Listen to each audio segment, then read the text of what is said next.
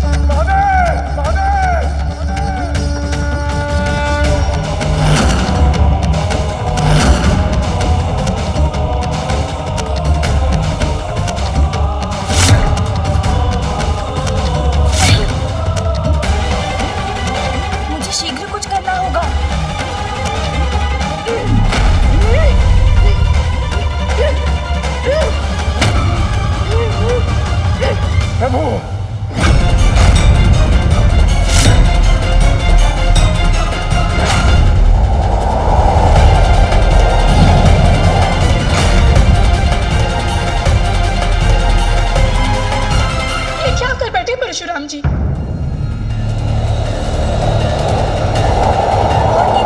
जाना होगा,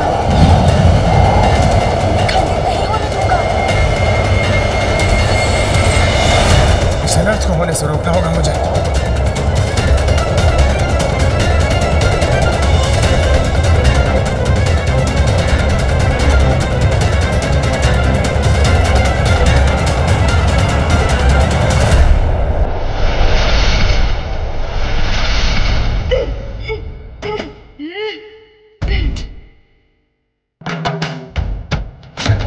भारी है ये, इन्हें अधिक समय तक नहीं संभाल सकता मैं। भार अकस्मात कम होने लगा है, अब कोई चिंता नहीं।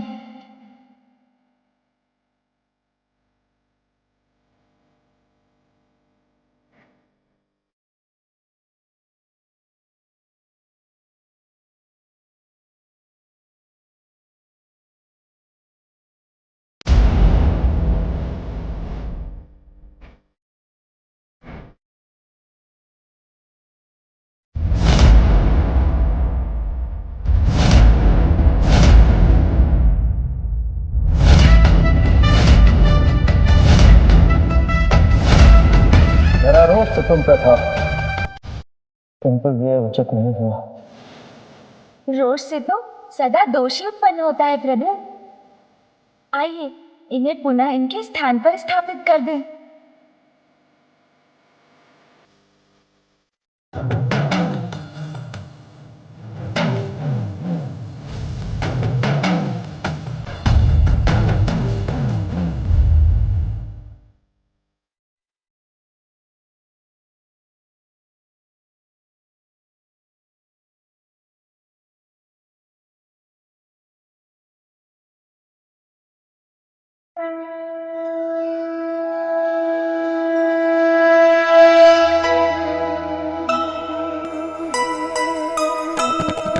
भक्त पुत्र मिलजुल के शिवलिंग संभाला,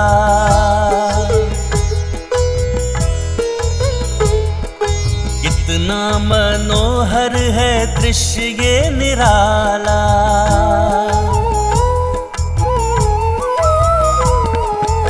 स्थान उचित किए लिंग को स्थापिता, पूजा में बैठे शंकर भी मुदिता।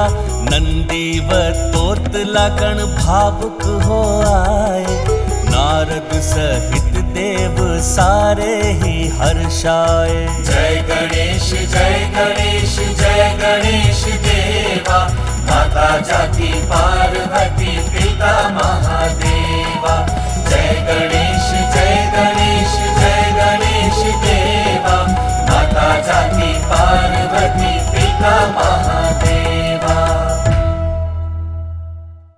प्रभु, क्रोध तो हमसे उन्हीं का अपमान करा देता है जिनका हम सम्मान करते हैं। मुझे अपने प्रभु के दर्शन से वंचित कर।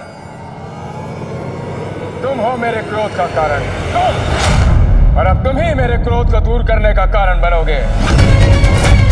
क्योंकि यदि तुमने मुझे पुनः रोका, मेरे क्रोध का बांध पूर्ण रूप से टूट जाएगा, पूर्ण रूप से। परशुराम जी का क्रोध तो पुनः जागृत हो रहा है। स्वामी, आपके आवेश अवतार अपना आवेश त्याग कर गणेश की बात क्यों नहीं सुन पा रहे हैं?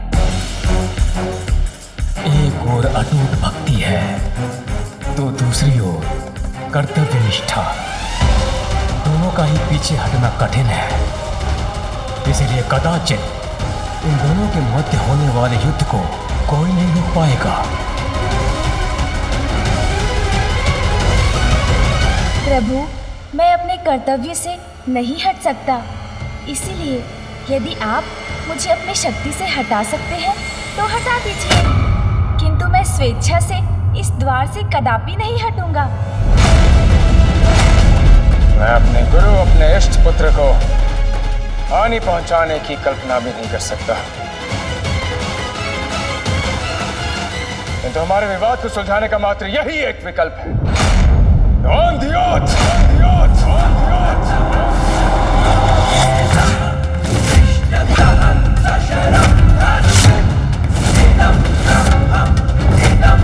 महादेव पुत्र गणेश, मैं तुम्हें चुनौती देता हूं, मुझसे मल युद्ध करने की चुनौती।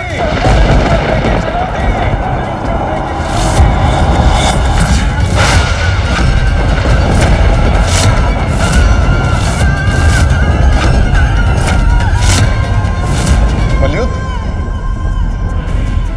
ये तो अनुचित कर रहे हैं परशुराम। मलयुद्ध में तो ये पारंगत है, इसमें इन्हें कोई पराजित नहीं कर सकता।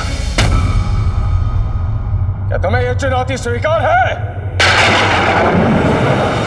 ये तो अनल तो दादा, तमत्यात समाधान था तो ये पाल सुधाई धनंदी अन्यथा अनल तो दादा।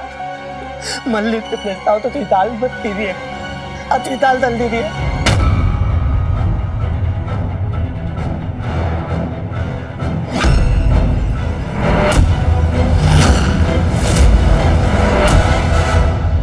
पुत्र गणेश, बालखिल ऋषि की पूजा शांतिपूर्वक संपन्न हो, कैलाश में होने वाले आवागमन से इनकी पूजा में कोई विघ्न न आए, इसका संपूर्ण दायित्व तुम्हें ही संभालना होगा।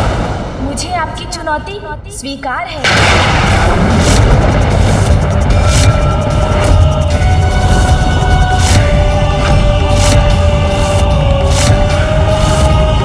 मैं अपने आप को इस विकट परिस्थिति में क्यों डाल लिया आपने गणेश जी? इस युद्ध में यदि आपने मुझे चित्त कर दिया तो मैं अपनी पराजय स्वीकार कर लूंगा और आप भीतर जाने के लिए मुक्त हो जाएंगे। उचित है। किंतु इस मल युद्ध का एक और नियम होगा। कैसा नियम?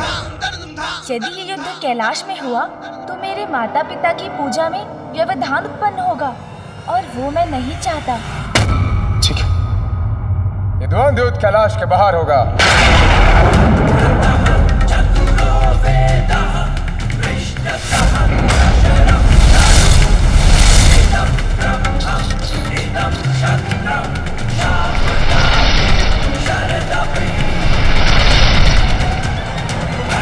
ये आपने कैसा संकट मोड़ ले लिया प्रभु?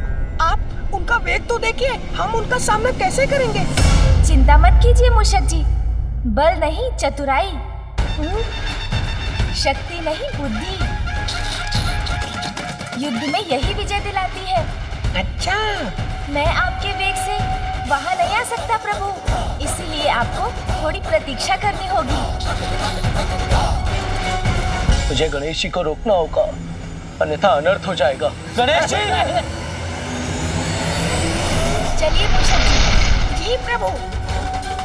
रुकिए प्रभु, रुक जाइए प्रभु, रुकिए। गणेश जी रुक जाइए। गणेश जी। आहत हो इसलिए गणेश जी को रोकने में विलंब हो गया।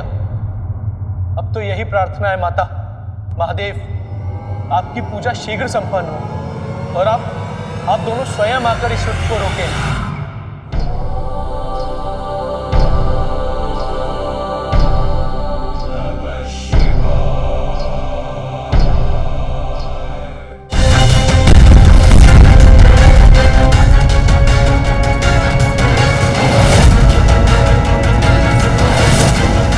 मैं पहुंच गया गणेश, तुम कहाँ हो?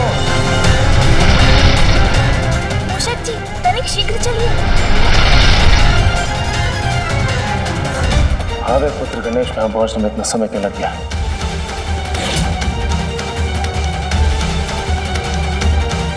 मैं आ गया प्रभु।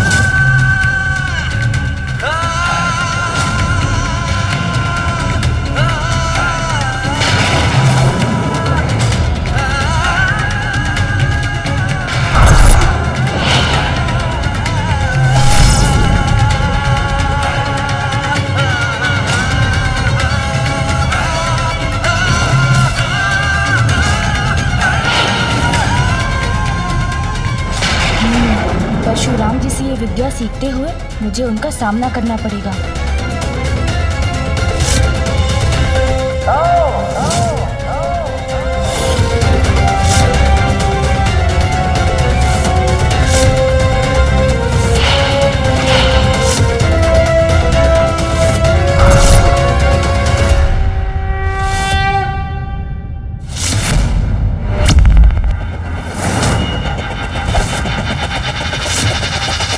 आरंभ हुआ है युद्ध प्रचंड, होगा जिसका भयंकर अंत।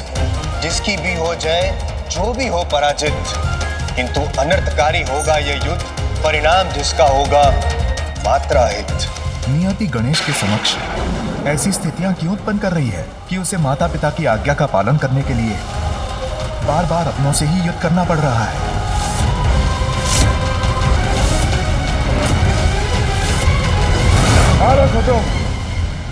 और इसी कारणवश युद्ध का पहला दांव तुम्हें चलने की अनुमति देता हूं मैं। आओ।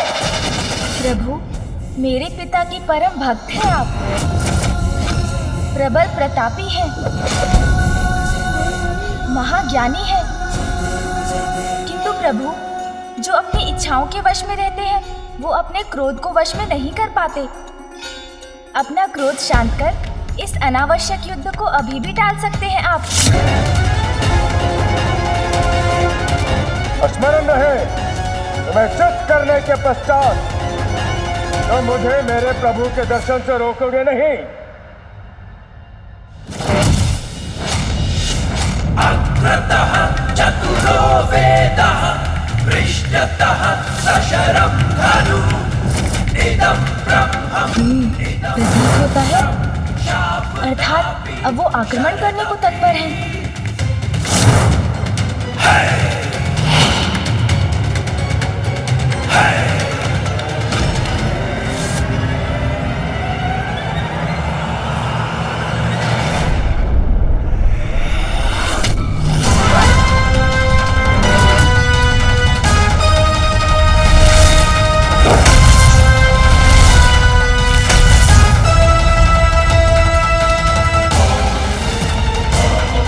अरे, कहाँ चले गए परशुराम जी?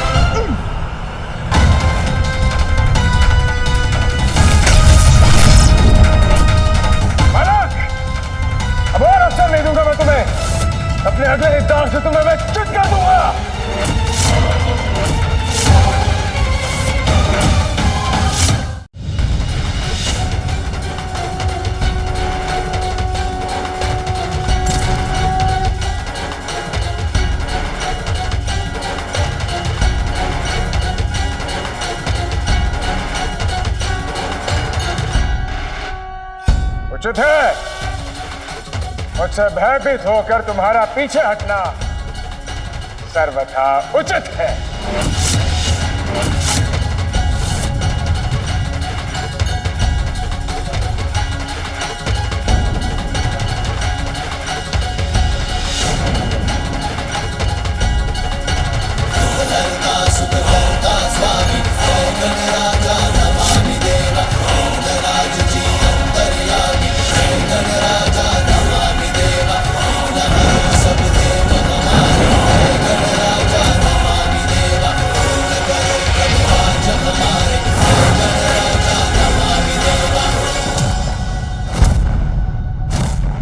नारायण नारायण, अद्भुत अद्भुत है गणेश जी की दूरदर्शिता। ज्ञात था उन्हें कि ये ग्रह जो है वो परशुराम जी और उनके मध्य आकर विराम उत्पन्न करेगा युद्ध में।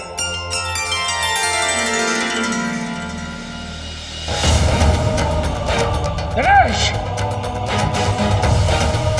गणेश, युद्ध से भयभीत होकर भागना उचित नहीं है। चुनौती स्वीकार किया तुमने तो मेरे समक्ष और युद्ध करो मुझसे। गणेश, ना छिपा हूँ ना भागा हूँ। प्रभु मुड़कर देखिए, मैं तो यही हूँ आपके पीछे।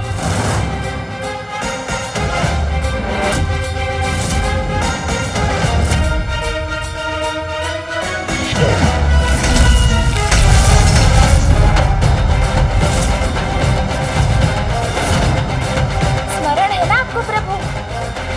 युद्ध में विजय पाने के लिए आपको चित्त करना होगा मुझे। अब मैं तुमसे हनुमंती पवित्र मुद्रा में युद्ध करूंगा जिसमें खड़ग और ढाल का प्रयोग होता है। सावधान हो जाओ बालक। तो प्रभु के समान इस मुद्रा में मैं भी हाथ में खड़ग और ढाल लेकर उनसे युद्ध करूंगा।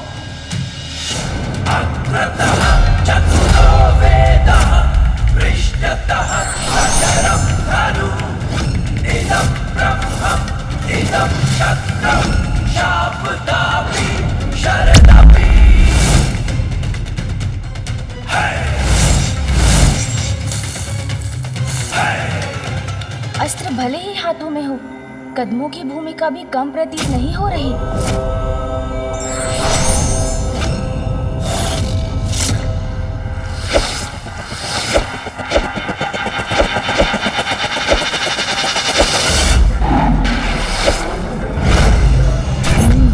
इसमें स्फूर्ति के साथ साथ शक्ति का भी प्रयोग करना पड़ेगा।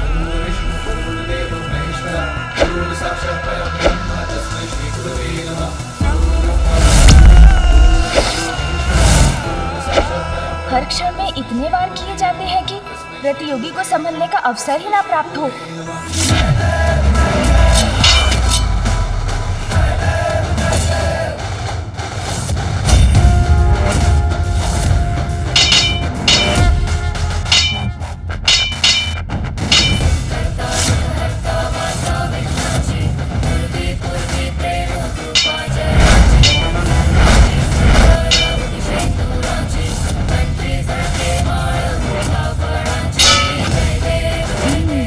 इस मुद्रा में घूमें और वार करें, प्रतियोगी को समझने का समय ही ना दें।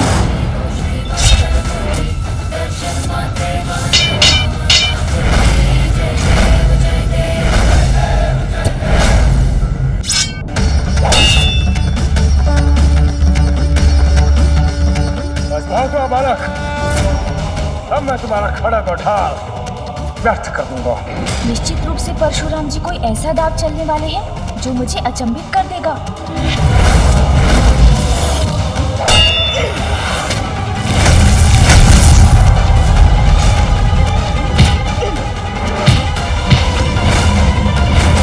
अब इस दाव के साथ अंत होगा इस युद्ध का।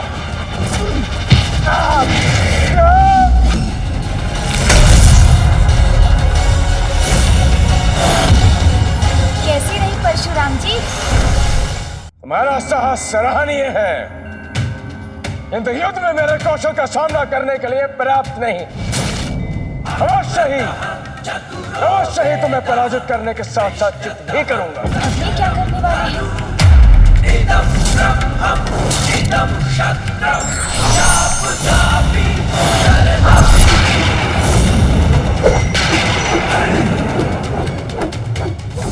आदेश से अपराजित रहने का वरदान प्राप्त किया है मैंने।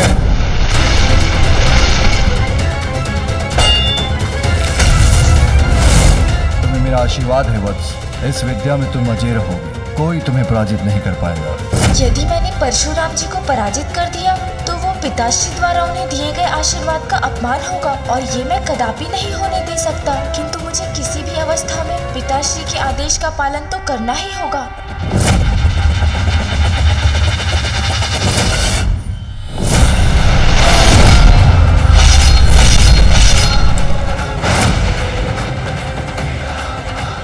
गणेश और परशुराम के मध्य अब जो होने वाला है वो किसी प्रलय से कम नहीं होगा।